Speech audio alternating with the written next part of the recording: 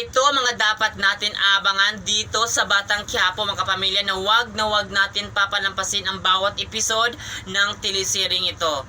Ngayon, tapos na talaga ang buhay ni Tanggol dahil tinapos na ni Rigor ang buhay ni Tanggol. Dahil ang ginawa ni Rigor dito kay Tanggol ay para rin talaga ginawa niya dito kay Ramon. Kaya naman mga kapamilya, abangan natin ito. Ano nga ba talagang kabayaran sa ginawa ni Rigor na talagang hindi dumaan sa proseso?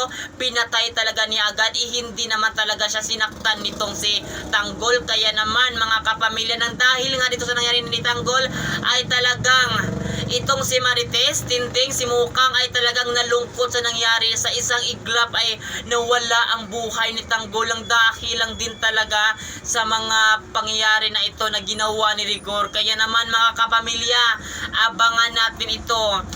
Kung malaman nga talaga ito ni Ramon na magkita sila ng Marites at sabihin ni Marites na patay ng kanyang anak, at malaman talaga ni Ramon na pinatay ni Rigor itong si Tanggol na anak niya, ano kaya ang gagawin niya dito kay Rigor na matalik niyang kaaway mula umpisa hanggang ngayon? Kaya naman yan ang aabangan natin dito, kasi paganda na talaga ang mga bawat episode na pangyayari ng teleseryeng ito na wag natin ito papalampasin.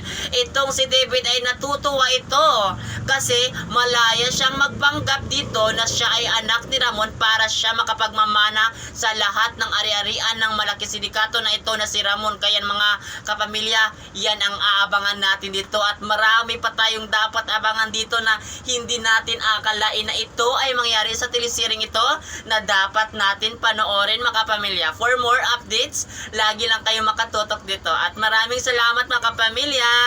Thank you.